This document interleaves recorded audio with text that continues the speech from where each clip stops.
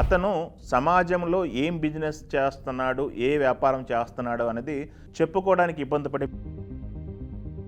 వీళ్ళ నాన్న చేస్తున్న బిజినెస్ ఏంటి అని తెలిసిన తర్వాత నాన్న అని పిలుపు కూడా కొంత రిస్క్ చేశారు కాబట్టి ఆ రిస్క్ని అభినందించాలి మనం. ఇదే జోనర్లో కనుక మలయాళం సినిమాలో వచ్చినట్టయితే అరే కొత్త పాయింట్ తీసుకుని భలే చెప్పారని మనమే అభినందిస్తాం ఓటీటీలో చూసి. ఆ స్రవంతి ఆ క్యారెక్టర్ ఒప్పుకోవడానికి ఆమె చాలా రిస్క్ చేసింది.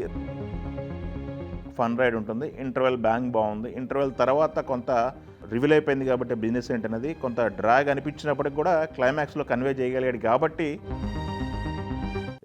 హే బల్వంత్ థియేటర్లోకి వచ్చింది. సినిమా కరెక్ట్ 4 రోజుల ముందు ఈ సినిమా టైటిల్ మార్చారు. సెన్సార్ టైటిల్ మార్చాలి అన్న నిర్ణయం ఈ సినిమా చూసిన తర్వాత కరెక్టా కాదా అనే విషయం ఇప్పుడు తెలుసుకుందాం.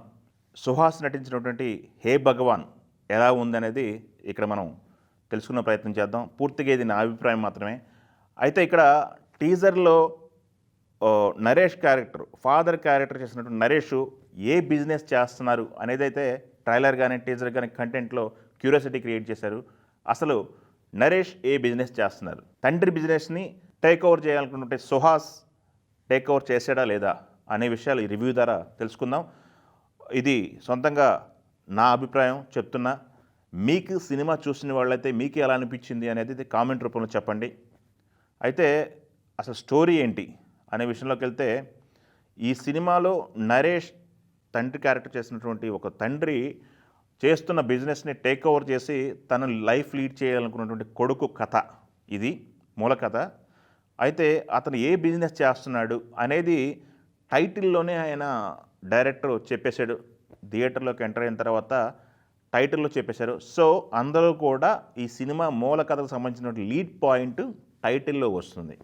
ఎవరో కూడా టైటిల్స్ మిస్ అవ్వద్దు ఈ సినిమాకి వెళ్ళిన వాళ్ళు. సో టైటిల్ మిస్ అవ్వకుండా సినిమా చూస్తే అది ఫుల్ ఫ్లెడ్జ్డ్గా ఉంటుంది. ఇది నా సజెషన్. అయితే ఈ సినిమాలో అతను చేస్తున్న బిజినెస్ ఏంటి అనేది మనం ఇప్పుడు రివీల్ చేస్తే క్యూరియాసిటీ పోతుంది కాబట్టి సూచాయిగా దానికి సంబంధించి చెప్తాం. అతను సమాజంలో ఏం బిజినెస్ చేస్తున్నాడు, ఏ వ్యాపారం చేస్తున్నాడు అనేది చెప్పుకోవడానికి ఇబ్బంది పడే బిజినెస్ అతను చేస్తుంటాడు. అంటే సమాజం యాక్సెప్ట్ చేయని బిజినెస్ అతను చేస్తుంటాడు అనమాట. ఆ బిజినెస్ అసలు కరెక్టా కాదా, లీగలా ఇల్లీగలా ఇవన్నీ పక్కన పెట్టేస్తే ఆ బిజినెస్ ఎందుకు చేయాల్సి వచ్చింది అతను అనేది క్లైమాక్స్లో ఉంటుంది. అది కన్వే చేశాడా లేదా, కన్వే అయితే సినిమా నచ్చుతుంది, కన్వే అవ్వలేకపోతే మటుకి సినిమా నచ్చదు ఆడియన్స్కి. సో వీళ్ళు ఎంచుకున్న ఫ్లాట్ అయితే అది. దాన్ని సుహాస్ తన పందాలో తను ఓన్ చేసుకొని క్యారెక్టర్ చేయడం జరిగింది. కృష్ణ క్యారెక్టరు. ఇతను తండ్రి బిజినెస్ని టేక్ ఓవర్ చేయాలనే ఉత్సుకత స్కూల్ ఏజ్ నుంచి ఉంటుంది. స్కూల్లో ప్రతి ఒక్కరికి కూడా మార్క్స్ వస్తున్నప్పుడు మార్క్స్ ఎందుకు తెచ్చుకోలేదంటే, నాకు పాస్ మార్క్స్తో సంబంధం ఏముంది, నాకు మా నాన్నగారు బిజినెస్ ఉంటుంది, హ్యాండ్ ఓవర్ చేసుకుంటాను, హ్యాపీ బతికేస్తా అని చెప్పేసి టీచర్కి చెప్పే చిన్న వయసు నుంచి అదే మైండ్ సెట్తో పెరుగుతాడు. పెద్ద అయిన తర్వాత కూడా అదే మైండ్ సెట్తో ఉంటాడు. దూరంగా ఇక్కడ ఉంటే ఆగమైపోతాడని చెప్పి దూరంగా ఉంచి చదివిస్తారు, హైదరాబాద్ పంపించి కుర్రోడిని. ఆ కుర్రోడు వచ్చిన తర్వాత కూడా అదే పందాలో ఉంటాడు.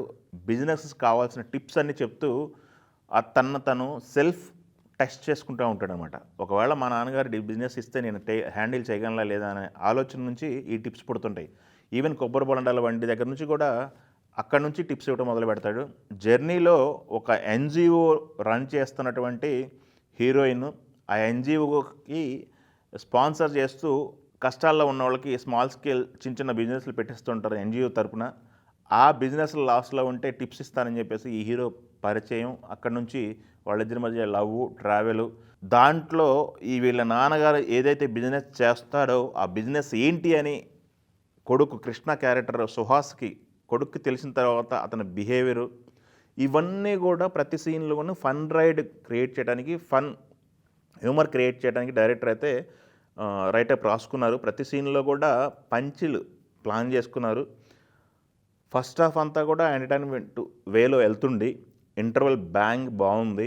సెకండ్ హాఫ్ రివీల్ అయిన తర్వాత హీరోయిన్కి తెలియకుండా ఎలా మేనేజ్ చేశాడు, హీరోయిన్ ఎలా పెళ్లి చేసుకున్నాడు కన్విన్స్ చేసి, ఒకవేళ తెలిసిన తర్వాత కూడా ఎలా పెళ్లి చేసుకున్నాడు, వీళ్ళ నాన్న చేస్తున్నటువంటి బిజినెస్ మీద ఆధారపడి కొన్ని జీవితాలు ఉంటాయి, దీంట్లో ఎలా కన్విన్స్ చేశాడు అనేది ఇంపార్టెంట్ అనమాట.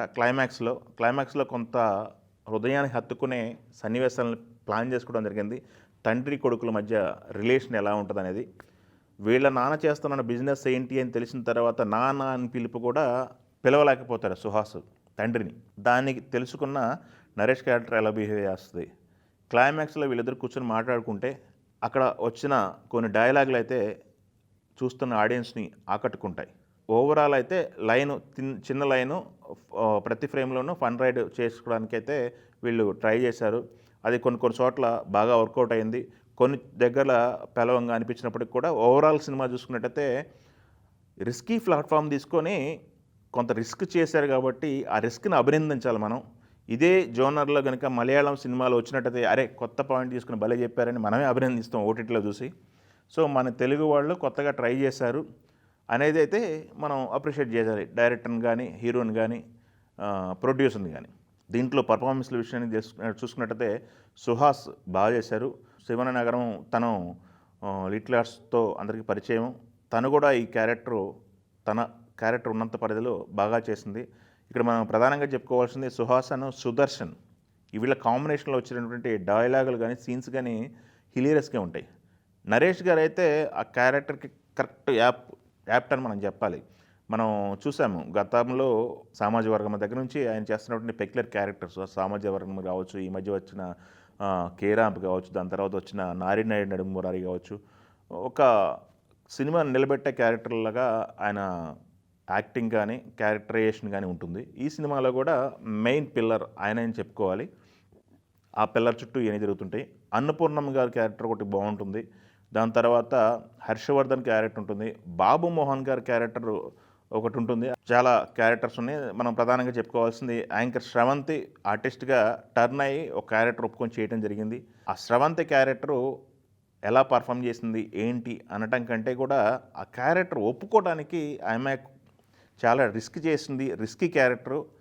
ఆ రిస్కీ క్యారెక్టర్ని ఒప్పుకొని చేసినందుకు అప్రిషియేట్ చేయాలి. ఆర్టిస్ట్గా చాలా డేర్ చేసి క్యారెక్టర్ చేయటం జరిగింది. ఆ విషయంలో అప్రిషియేట్ చేయాలి.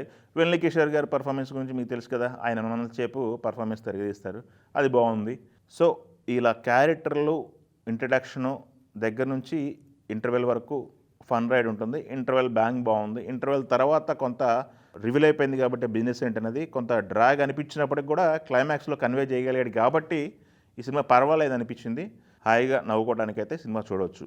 ఎందుకంటే మనం చాలా సినిమాలు కూడా ఓటీటీలో చూసి, ఈ మధ్యకాలంలో వచ్చిన చాలా సినిమాలు కూడా ఓటీటీలో చూసి చాలామంది అప్రిషియేట్ చేస్తూ మలయాళ సినిమాలు అని మాట్లాడుతున్నారు. బట్ తెలుగులో కూడా కొత్తగా ట్రై చేస్తున్నారు. ఆ ఫ్లాట్ ఏదైతే తీసుకున్నారో ఆ ఫ్లాట్ని కొంతమంది యాక్సెప్ట్ చేస్తారు, కొంతమంది యాక్సెప్ట్ చేయకపోవచ్చు.